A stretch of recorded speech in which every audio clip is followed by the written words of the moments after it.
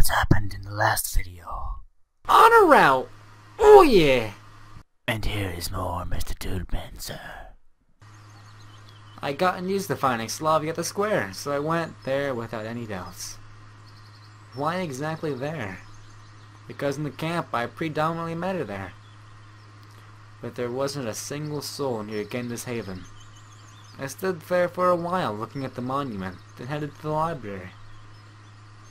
It makes sense that Janya could know where the neighbor is right now. After knocking at the door, recalling my previous experiences with not useless mannerism, I went in. Janya distracted herself from the book and looked closely at me. What do you want? What's wrong? Why do you react like that? I can't even come in. What? You came here for no reason? I don't think you wanted to read something. Well, no. The classics of Marxist-Leninism weren't my favorite literature. I wanted to know where Slavia is. Why do you want to know? I said that as she was sure that the conversation is over and thus proceeded with her reading. Well, since I'm asking, clearly I need to know. Should be on the pier. Jenya answered indifferently. Thanks. He should have known that. That's where he saw her in a bikini on day one. Learning what I wanted to know, I hurried out of the stronghold of malice.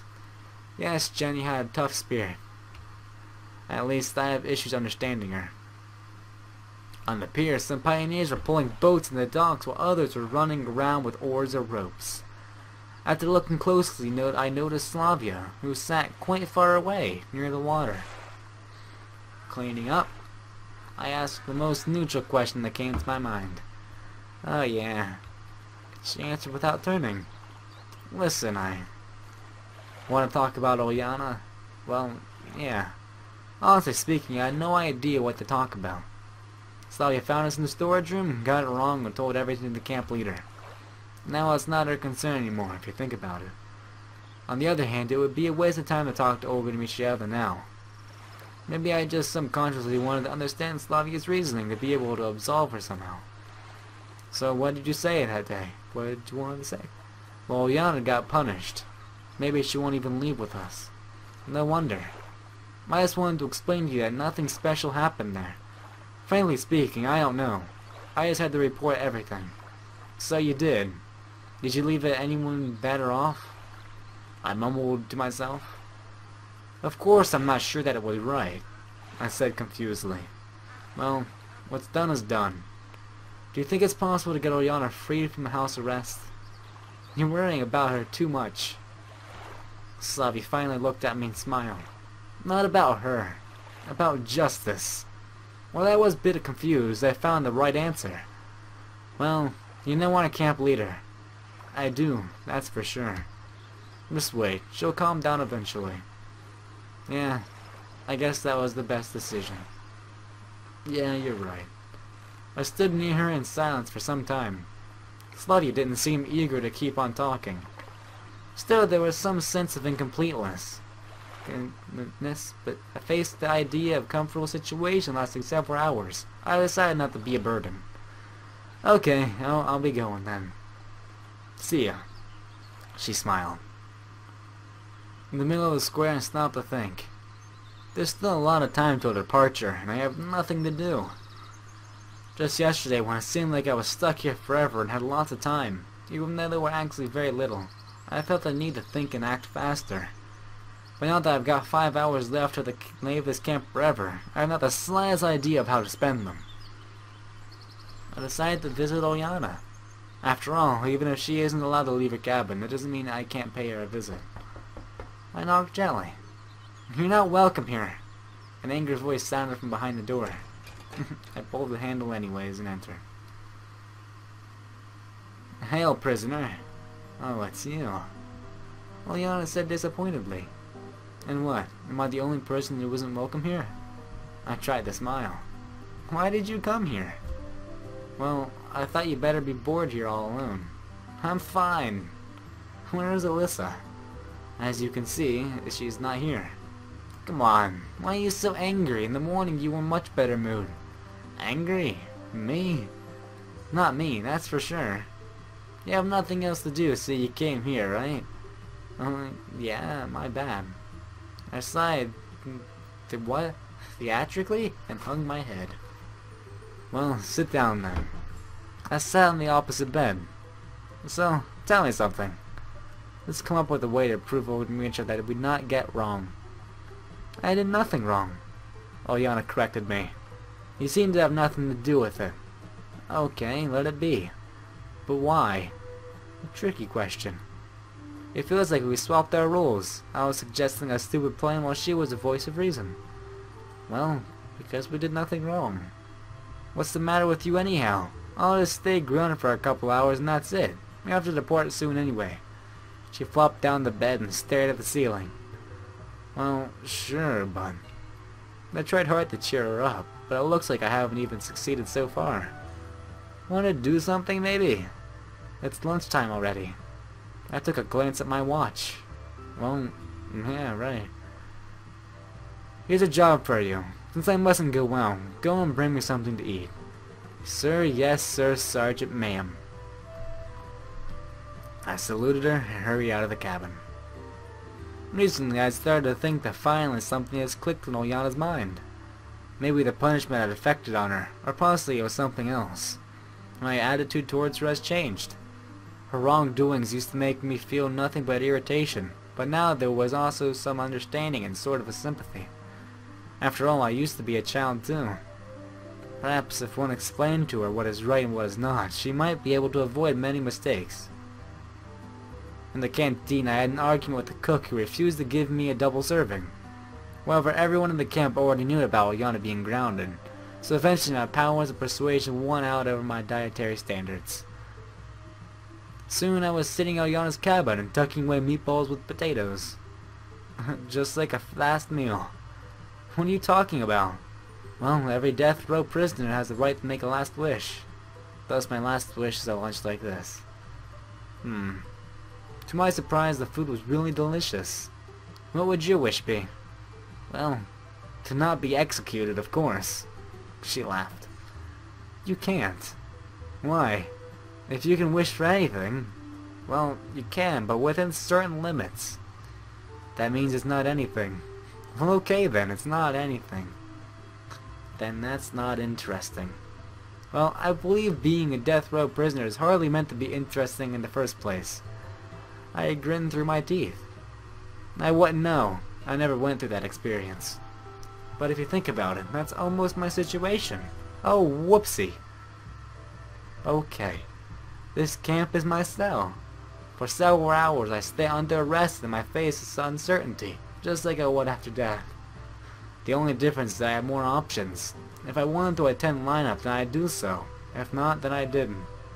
What are you going to do next? What do you mean? Well, after camp. She looked at me in surprise. Back to school, of course. Yeah. Only for me, leaving this place is kind of like crossing a barrier. A frontier. The end of something and the beginning of something else. A week ago, it was terribly hard for me to realize I'd been pulling out of my usual world and brought to God knows where. But then I got used to it. And here we go again. Basically, the only difference is now I face not a sense of fear or horror, but a blunt, sinking feeling of uncertainty. And you? Well, I'll find something to do. Something? She burst into peals of laughter. Yeah, what's the matter? You should have gone to a circus school to be a clown. Why? One can't help laughing when looking at you. But why? You always act like some kind of martyr, a new messiah for all the new Russians. Well, there was quite a bit of truth in her words. I have my reasons. I mumbled and turned to face the window. What reasons? Various ones. Why are you so curious? Have you forgotten that I am a child, right? She grinned archly. Well, half an hour with you is like a terrible torture for me. Look who's talking. You're just one really nasty-tempered person. What makes you think so? You're always deep and soul-searching, trying to find out something, analyzing everyone around you. I gave Olyana an amazed look. I would never have expected such a little girl to be capable of such a mature judgment. And That's it.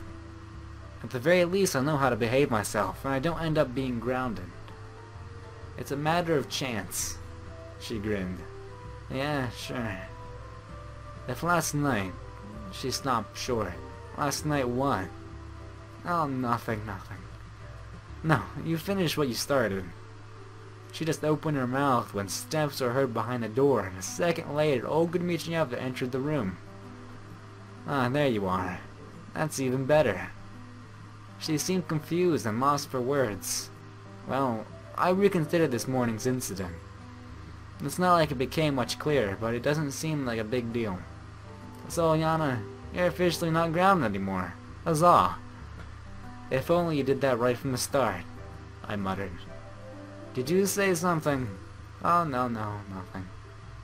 Departure is coming. Time to pack your stuff. Saying that, she left the cabin. And let you see how it all turned out. Yeah. I sighed. Are you going to pack? Well, yeah, I guess so. And you? It's not like I have much to pack. Indeed, it was the truth. You care to help me then? Okay, sure. Why not? She started to pull her clothes out from the cabin to stack them up on her bed. Watch it, you mess up everything.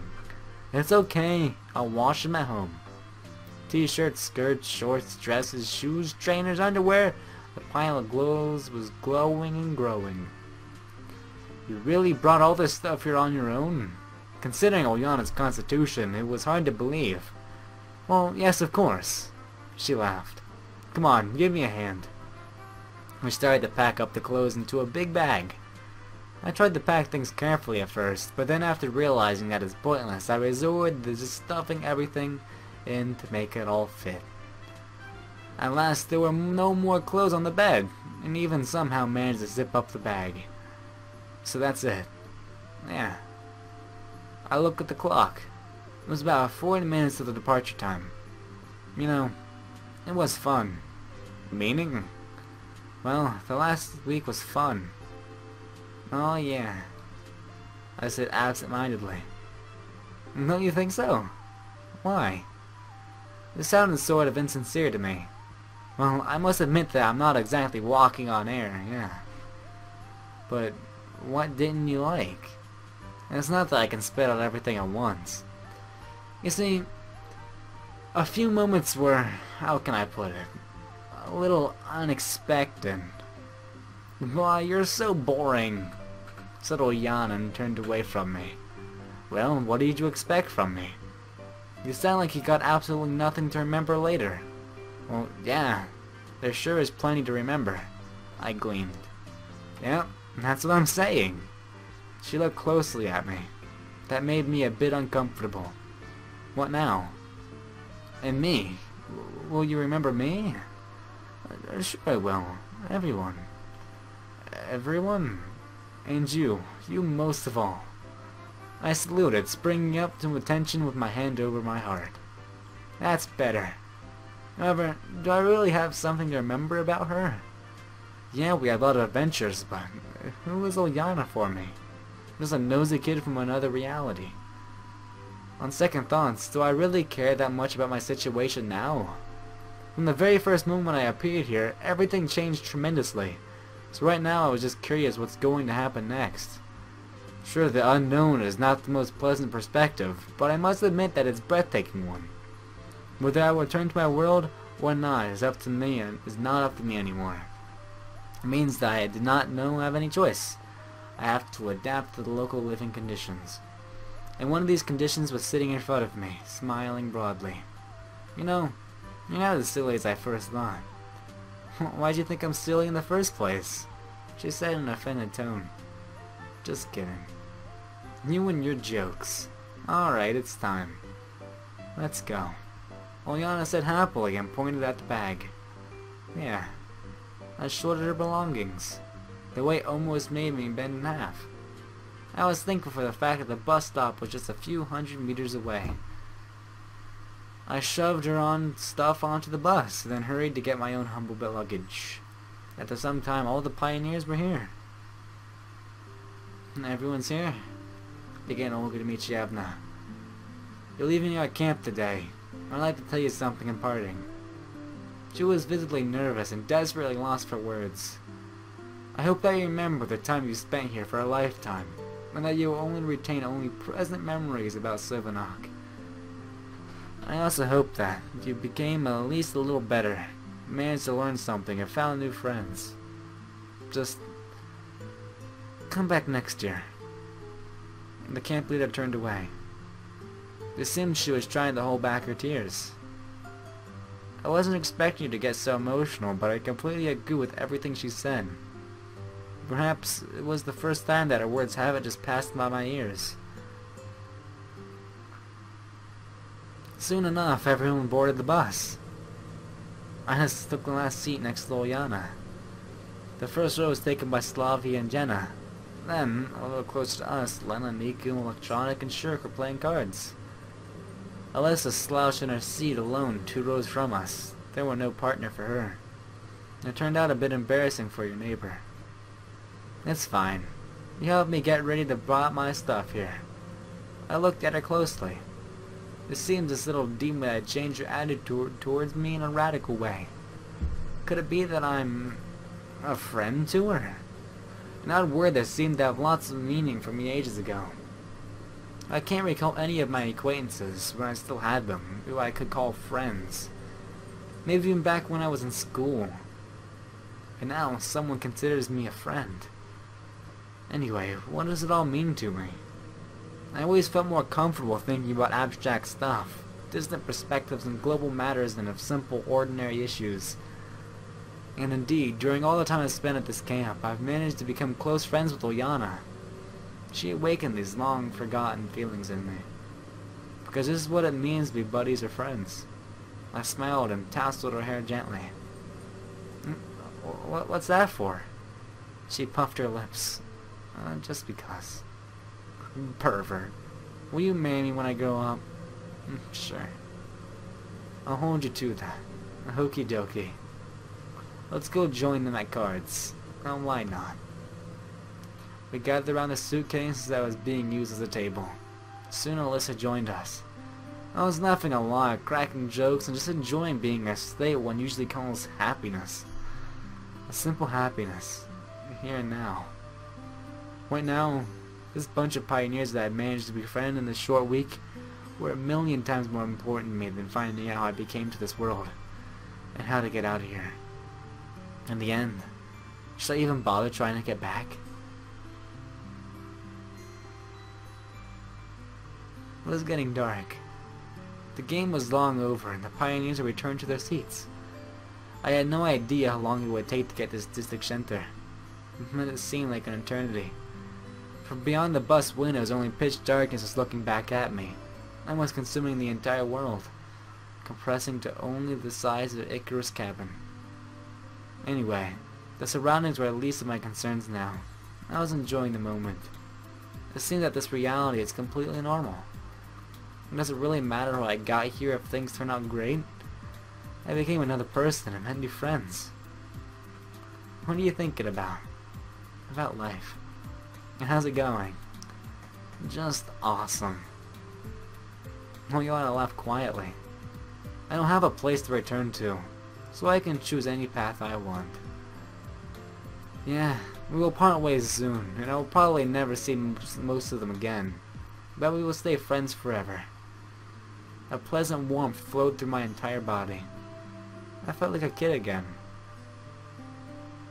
Ilyana put her head on my shoulder and quickly fell asleep. Sometimes you may feel tired, not only because of hard work or sad feelings, but also because of fun, joy, and happiness. You may probably even want to continue but have no energy to, with your soul demanding time to rest and your body asking for calm.